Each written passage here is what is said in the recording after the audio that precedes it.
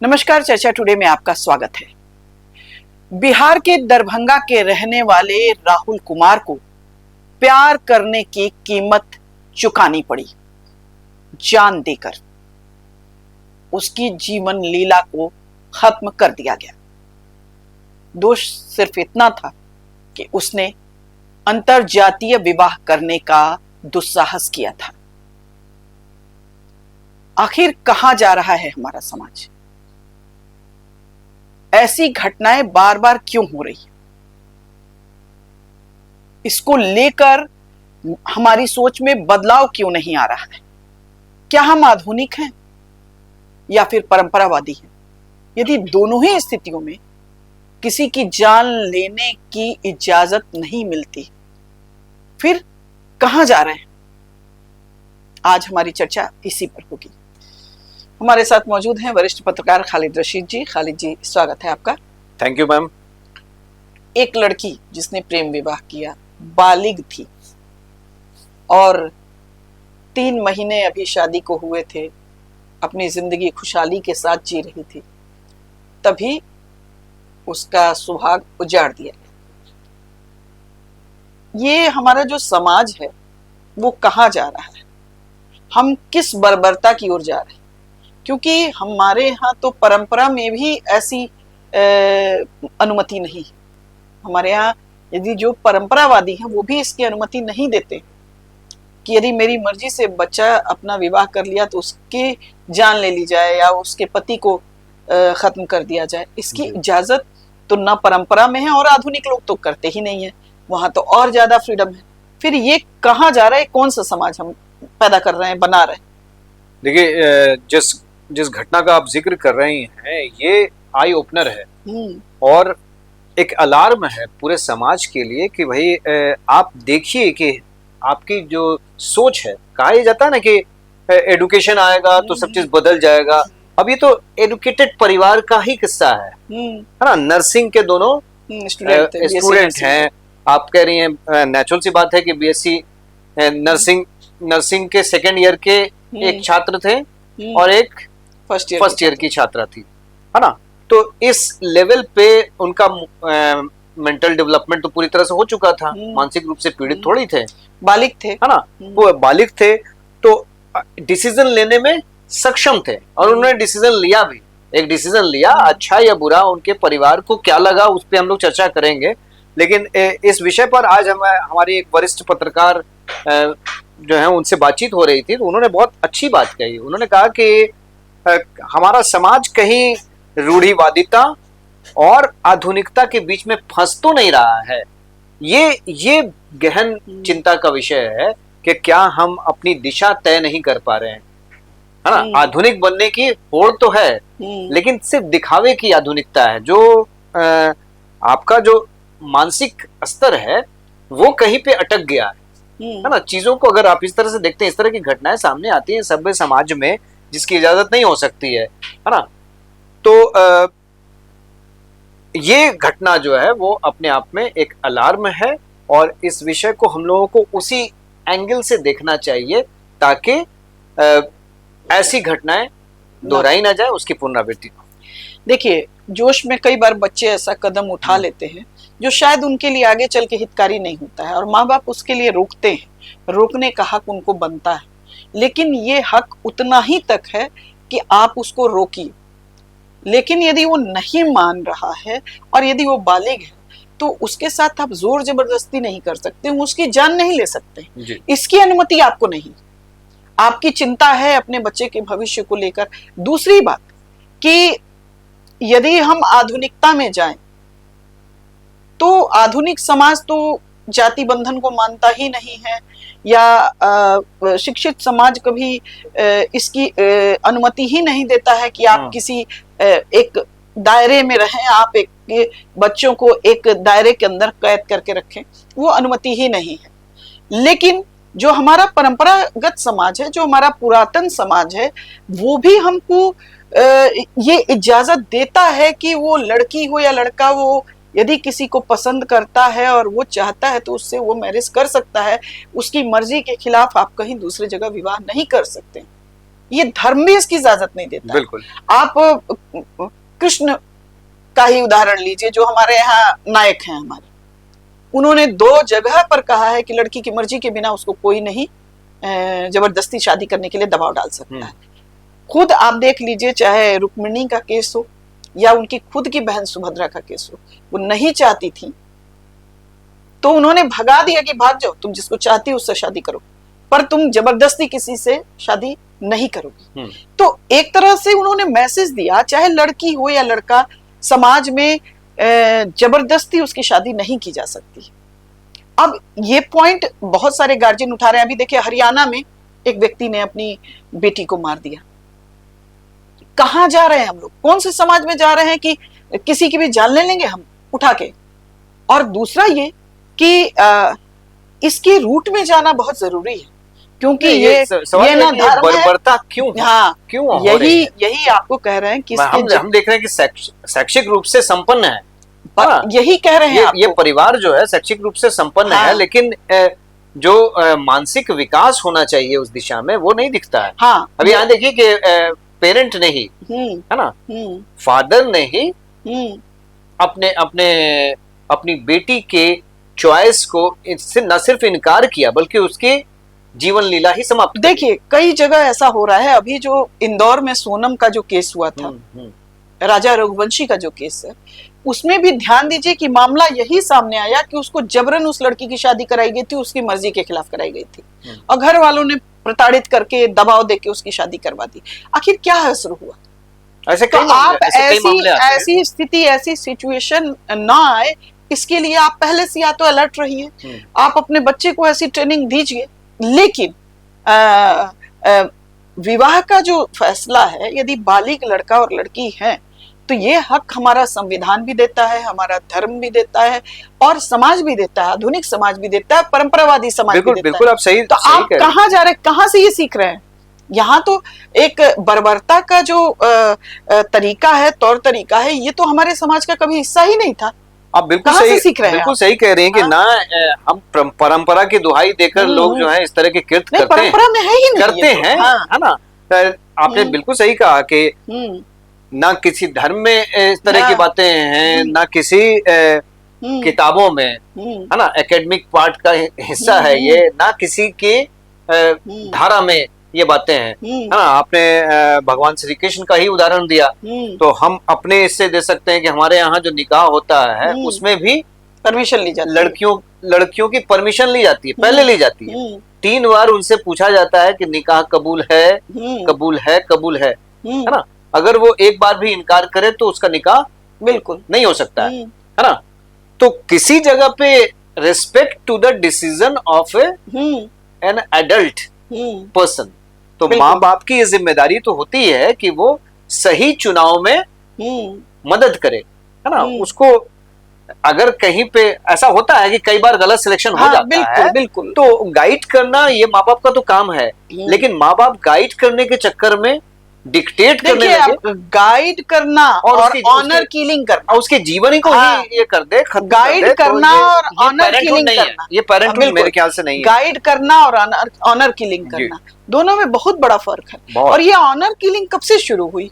ये कौन सा सोसाइटी, कौन सा समाज है जो ऑनर किलिंग की इजाजत देता है? आगे हम बढ़े, लेकिन हरियाणा में तो ये आमतौर पे सुनाई पड़ता था, है ना, इस तरह की चीजें। खाप पंचायतें जो है इस तरह की डिसीजन लेती थी बिल्कुल, और उसमें भी अब कमी आई है, क्योंकि वहाँ का समाज भी जो है आगे बढ़ रहा है और जो वो रूढ़िवादिता जिसमें बना हुआ था पास में, उससे बाहर निकल रहा है।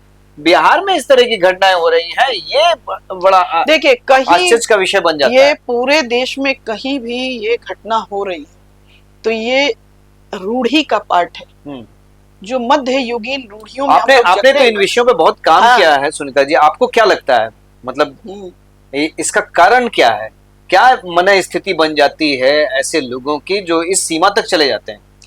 मन स्थिति यही है, झूठी शान, झूठी शान। जातीय विवाह कर लिया तो क्या है? जातीय विवाह, अब जैसे देखिए, हालांकि इसको जातीय स्वरूप देने की कोशिश की जा रही है या इसको लेके जातीय वैमनस्य भी फैलाने की कोशिश की जा रही है, लेकिन ये सिर्फ किसी खास अवगड़े या पिछड़े से जुड़ा हुआ मामला नहीं है। आप छोटे तो छोटे, बड़े बड़े लोग भी, आप हम नाम नहीं लेना चाहेंगे, लेकिन एक बिहार के ही राजनीतिक प्रतिष्ठित परिवार के साथ ऐसा हुआ, एक जी। लड़के पर आरोप लगा उस पर कि उसने एक लड़के को सिर्फ इसलिए किलिंग कर दी कि उसकी बेटी जो है ये थी, उस राज खुला नहीं, बहुत सारी बातें हाँ, उसमें बहुत रही सारे हैं। आप इशारों में हाँ, जो हाँ, कह रही हैं राज तो खुला लोग नहीं, समझते हैं। लेकिन आम आदमी को छोड़िए ना, बड़े बड़े नेता, बड़े बड़े जो समाज के प्रतिष्ठित लोग हैं, वो जब इस चीज को नहीं पचा पा रहे हैं, आप किसी के निर्णय का सम्मान नहीं कर पा रहे हैं, तो आप लोगों, आम लोगों से क्या उम्मीद करेंगे कि क्या बदलाव करेंगे? सब बात ये नहीं है कि हम लोग जकड़न में जो है ना, जाति के जकड़न में है, धर्म के जकड़न में है, हमारी जो मानसिकता है वो एक दायरे में संकुचित है, उस दायरे से बाहर हम निकलना नहीं चाहते हैं, सोचना नहीं चाहते हैं। बच्चे का डिसीजन क्या है, उसके डिसीजन को समझना और उसका सम्मान करना। हो सकता है वो गलत भी ले, लेकिन यदि वो बालिग है तो हमारा संविधान उस गलत डिसीजन को भी लेने की स्वतंत्रता देता है, उसको अधिकार वो है। भुगतेगा। एक माँ बाप, देखिए कभी कभी माँ बाप इसलिए भी परेशान हो जाते हैं कि इमोशन में बच्चे सही डिसीजन नहीं लेते, कई बार कुछ ऐसी कदम उठा लेते हैं, तो ऐसे माँ बाप को हम क्या कहेंगे? हाँ, जो खुद ही गलत डिसीजन ले रहे हैं। यही मेरे कहने यही मेरे कहने का मतलब है, उन्होंने क्या समझाया होगा? नहीं, यही मेरे कहने का मतलब है कि वो कोई भी डिसीजन ले, यदि कोई बालिग है उसको आप बहुत कर सकते हैं, तो आप समझा सकते हैं जी।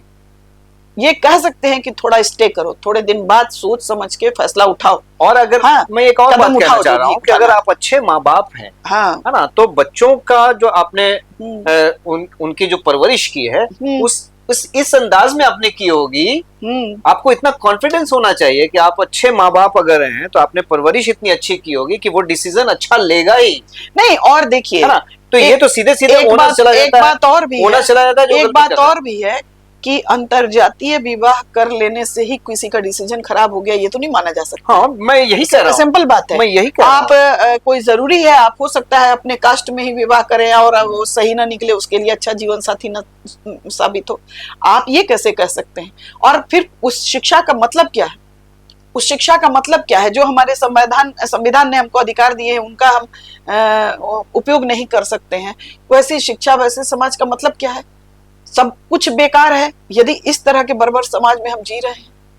आप सोचिए, एक पिता कैसे अपनी बेटी के सुहाग को उजाड़ सकता है, जो कि वो रक्षा करने का उसके वचन लेता है, या जो भी। खैर, ये सब अभी मामला जांच के दायरे में है, डायरेक्टली अभी कुछ भी कहा नहीं जा सकता है। लेकिन जो सस्पेक्ट, जो उसकी सस्पेक्ट जो है, पीड़ित है उसके आरोप के पीड़िता जो कह रही है कि भाई हम इस मामले को लेकर तो पुलिस के पास भी गए थे, थाने में भी हमने ये मुझे अंदेशा था, बिल्कुल जो है, और उसने सीधे सीधे आरोप लगाया कि सिर्फ जो है उनके पिता ने इस कार्य को अंजाम दिया है, लेकिन पूरे परिवार की साजिश है, पूरे फैमिली की साजिश है। पहले के प्री इंस्टांसेस ऐसे रहे होंगे, उसको आशंका शंका इसीलिए होगी, इसलिए वो इस मामले को लेकर गई थी। तो यहाँ पे जो प्रशासन, उनका भी रोल आ जाता है कि जब ऐसे मामले होते हैं उसको इतने हल्के में नहीं लेना चाहिए उनको, कि अगर इस तरह के मामले हो रहे हैं तो हम ये मान के ना चलें कि भाई ये बिल्कुल ऐसे ही है। तो यहाँ पे जो है थोड़ा सा सक्रिय होना और थोड़ा सा संजीदा होना, ये प्रशासन की भी जिम्मेदारी बनती है।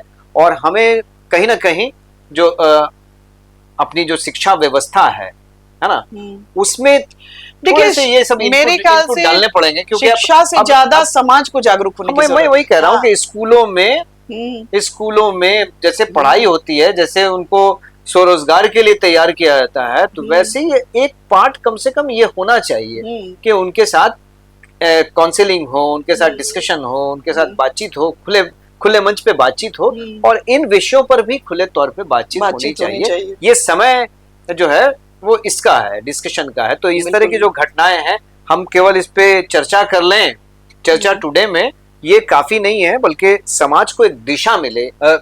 सुनीता जी, हमारे जो प्रोड्यूसर हैं वो लगातार इशारा कर रहे हैं, वक्त तो आपका खत्म हो रहा है, लेकिन हम ये उत्सुकता हमारी है क्योंकि आपने इस विषय पे काफी काम किया और ये विषय जो है आपके काफी करीब भी रहा है, तो सामाजिक चेतना का सवाल कहीं ना कहीं इसमें खड़ा हो जाता है कि आज जब हम लोग आधुनिकता की तरफ इतने बढ़ रहे हैं, हम कहते हैं कि हम बहुत आधुनिक हो रहे हैं, तो केवल कपड़ों से आधुनिक हो रहे हैं हम, है ना? नहीं तो देखिए, हमारी जो सोच है वो आधुनिक नहीं हो रही है क्या? देखिए यहाँ आधुनिकता और तो परंपरा क्या का, लगता है आपको ऐसे विषय जो हैं वो ना आए आगे, उसके लिए क्या किया जाना चाहिए? देखिए ये आधुनिकता और परंपरा का विषय ही नहीं, ये विषय है हिंसक होते समाज का। और ये हिंसक सिर्फ माता पिता ही नहीं हो रहे, कहीं माता पिता हिंसक हो रहे हैं, कहीं बच्चे हिंसक हो रहे हैं, कहीं महिलाएं हिंसक हो रही हैं, कहीं पुरुष हिंसक हो रहे हैं, कोई पत्नी के साथ इस तरह की घटना कर रहा है, कोई पति के साथ कर रहा है, कहीं प्रेमी प्रेमिका में इस तरह की खबरें आ रही हैं, बहुत सारे कारण, कहीं माता पिता का। तो कुल मिला के ये इसका संबंध आधुनिकता या परंपरा से नहीं है, जो जिद्दी अड़ियल और हिंसक समाज हमारा हो रहा है उसको लगाम लगाने की जरूरत है। लोगों को प्रश्न यही है ना, हाँ, कैसे लगेगा? हाँ, उसको लगाम लगेगा दो तीन तरीके से। पहला ये कि समाज अवेयर हो इन चीजों को लेके, समाज जो है जागरूक करे अन्य लोगों को। और जो ये जागरूकता, अवेयरनेस केवल एक शब्द बनकर रह जाता है। हम लोग हमेशा से इस चर्चा को करते रहते हैं, हर विषय में करते हैं कि समाज अवेयर हो, समाज अवेयर हो। देखिए 2025 में भी हम केवल यही जागरूकता के लिए दो चीज, समाज का मतलब कि जो भी समाज के प्रबुद्ध लोग हैं, जो सोसाइटी को दिशा देने में लगे हुए हैं, वो इस तरह के प्रोग्राम चलाएं, लोगों को बताएं, संविधान के बारे में भी बताएं और परंपरा के बारे में भी बताएं। और दूसरी चीज कि जो हमारा समाज हिंसक हो रहा है, मानसिक रूप से बीमार हो रहा है, इस बीमारी को दूर करने के लिए भी लोग ये जानते हैं मानसिक रोग हो रहा है एक तरह से, बच्चों में भी ये चीजें प्रवृत्तियां फैल रही हैं, बड़ों में भी हो रही हैं। तो ये जो है ना कहीं हमारी जीवन शैली से, हमारे रूढ़ियों से, हमारी जीवन शैली से, कुछ आधुनिकता से भी, कह दीजिए कि मोबाइल टीवी कंप्यूटर भी जो है, जो हिंसक चीजें दिखा रहे हैं या जो हम देख रहे हैं सोशल मीडिया पर, उससे भी जुड़ा हुआ है। जो ब्रेन वॉश हमारा किया जा रहा है उससे भी जुड़ा हुआ है। अब इसी तरह की जो घटनाएं होती हैं, आप देखिएगा हजारों लोग इसके समर्थन में खड़े हो रहे हैं सोशल मीडिया पर, वो कह रहे हैं कि नहीं बहुत अच्छा किया पिता ने। उनकी मानसिक स्थिति, हाँ, तो पूरे समाज की मानसिक स्थिति गड़बड़ हो रही है। उसमें कुछ सोशल मीडिया का है, कुछ जो है कंप्यूटर और इस तरह के एजुकेशन हिंसक होते समाज के लिए जिम्मेदार हैं, कुछ जो है सामाजिकता की कमी होना, लोग घर में कैद हो गए हैं, मानसिक रूप से बीमार हो रहे हैं, कुछ जो है वो रूढ़िवादी मानसिकता कि हम जो चाहें मेरी मर्जी जी। बच्चे भी चाह रहे हैं कि मेरी मर्जी हो, माता पिता चाह रहे हैं कि मेरी मर्जी चले, तो मेरी मर्जी चले उसके लिए वो कोई भी मेरी मर्जी मतलब मनमाना करने के लिए, और यदि मेरी कोई बात नहीं मान रहा है तो उसको जबरदस्ती मनवाने के लिए। ये ट्रेंड सही नहीं है। आप कंक्लूड करें, एक कंक्लूडिंग कमेंट और यस नो में आपका जवाब भी चाहेंगे। तो क्या मतलब ऐसा लगता है कि इस तरह के जो उदाहरण है, अंतरजातीय विवाह के उदाहरण है, दो विभिन्न धर्मों के बीच विवाह हुए, वैसे कई उदाहरण हैं, उन कहानियों को पब्लिकली लाने की इस समय आवश्यकता हो गई है कि भाई देखिए कितना सुखी जीवन वो बिता रहे हैं, उन्होंने इस तरह का डिसीजन लिया। ऐसे प्रकरण को रोकने के लिए इसकी भी आवश्यकता आज महसूस की जा रही है? नहीं, देखिए हम थोड़ा सा डिफर करते हैं इस मामले में। लव मैरिज करना या अरेंज मैरिज करना, दोनों ही स्थितियों में सुखी जीवन की जिस तरह से कोई गारंटी नहीं है, उसी तरह से डाइवोर्स हो जाएगा उसकी कोई गारंटी नहीं है। दोनों ही स्थितियों में आप यदि लव मैरिज भी कर रहे हैं तो दोनों बात की पूरी संभावना है कि आप बहुत अच्छी जिंदगी भी बिता सकते हैं, एक दूसरे के साथ कंफर्टेबल रह सकते हैं। ये भी हो सकता है कि आपका ना भी बने, उसके लिए भी आपको तैयार रहना है। तो क्षणिक भी होता है ना, हाँ, इसी तरह अरेंज मैरिज कुछ समय के लिए, लेकिन इसका मतलब ये नहीं है कि लव मैरिज में वो डर है तो अरेंज मैरिज में नहीं है। अरेंज मैरिज में भी वो डर है, वहां भी आपकी शादी गलत हो सकती है, आपके डिसीजंस गलत हो सकते हैं। मेरा प्रश्न ये नहीं था, हमने नाम ने इसीलिए आपसे जवाब चाहा था क्योंकि थोड़ी लंबी चर्चा चली जाएगी। हमने केवल प्रश्न मेरा ये था कि क्या ये समय है कि हम ऐसे जो उदाहरण है समाज में, अंतरजातीय विवाह के उदाहरण, अंतर धर्म विवाह के उदाहरण, है ना, अंतर वर्ग के उदाहरण, ठीक है, सीमाओं से परे जाके भी जो मतलब हम जो अंतर्राष्ट्रीय सीमाएं हैं, दूसरे देशों में भी अब विवाह होते हैं, है ना, कोई किसी को पसंद कर लिया कहीं भी। तो इन उदाहरणों को जहाँ पे मतलब एक सुखमय जीवन उनका दिख रहा है, ऐसे उदाहरणों को सामने लाने का समय इस वक्त आ गया है। नहीं, डेफिनेटली यदि इस तरह की कोई भी चीज होती है तो ये उदाहरण चूंकि वो ढूंढना बड़ा डिफिकल्ट है, सही है गलत है, हम फिर उस पे नहीं जाना चाहेंगे। हमारा सिर्फ ये कहना है कि एक ही चीज पर फोकस करना है कि लड़का और लड़की यदि बालिग हैं तो उनको हक है अपनी पसंद का जीवन साथी चुनने का, उसके साथ समय बिताने का, और समाज को उनके निर्णय का सम्मान करना चाहिए। यदि वो किसी परेशानी में पड़ते हैं, उनका जीवन सुखमय नहीं रहता है, तो तब आप खड़े होइए उसके साथ, और यदि वो पूरे तरह से सुखमय जीवन बिता रहे हैं तो अपना आशीर्वाद दीजिए, है ना। दोनों ही स्थितियों में आपको उनके डिसीजन के साथ खड़े होना है। यदि आप सहमत नहीं हैं तो आप सिर्फ समझाने का अधिकार रखते हैं, जबरदस्ती करने का अधिकार आप नहीं रखते हैं। दर्शकों, हमारा ये कार्यक्रम कैसा लगा जरूर बताएं। हमारे चैनल को लाइक करें, सब्सक्राइब करें और शेयर करें। नमस्कार। नमस्कार।